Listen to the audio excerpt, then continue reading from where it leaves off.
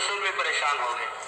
آپ صلی اللہ علیہ وسلم کی سنت یہ تھی کہ کسی کا نام لے کر کسی ایک کو مخاطب کر کے آپ یہ بات نہیں کہتے تھے، بلکہ ایک عمومی بات فرماتے تھے۔ آپ ممبر پہ تشریف فرما ہوئے اور فرمایا مالی اوذا فی صاحب ابو بکر، اے میرے صحابہ کیا ہوا، میرے ابو بکر کو رنجیدہ کر کے مجھے تکلیف پہنچائی جاتی ہے۔ تم جانتے ہو ابو بکر کا مقام کیا ہے کہ جب میں اللہ کے دین کی دعوت لے کر آیا تھا اور تم سے بات کی، تم سب تردد میں پڑ کر پیچھے ہٹ گئے اور تم طرح طرح کی بات کرنے لگے۔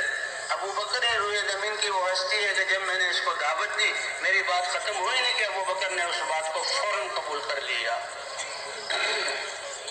تو حضرت ابو بکر یہ جا رہے ہیں، حضرت ابو بکر کی سواری موجود ہے لیکن پیدل چل رہے ہیں۔ اس سواری کی نکیل یا لگام عبد الرحمن ابن عوف نے پکڑی ہوئی ہے۔ حضرت اسامہ رضی اللہ تعالیٰ عنہ اپنی سواری پر سوار ہیں۔ حضرت اسامہ اے خلیفہ رسول اللہ، آپ یا تو آپ بھی سوار ہو جائیں اور پھر ساتھ چلیں، یا پھر مجھے یہ اترنے دیں کہ میں آپ کے ساتھ چلوں۔ بہت چھوٹی عمر کے تھے حضور کے اکثر صحابہ، چھوٹی عمر اور جوانوں سے اللہ نے کام لیا۔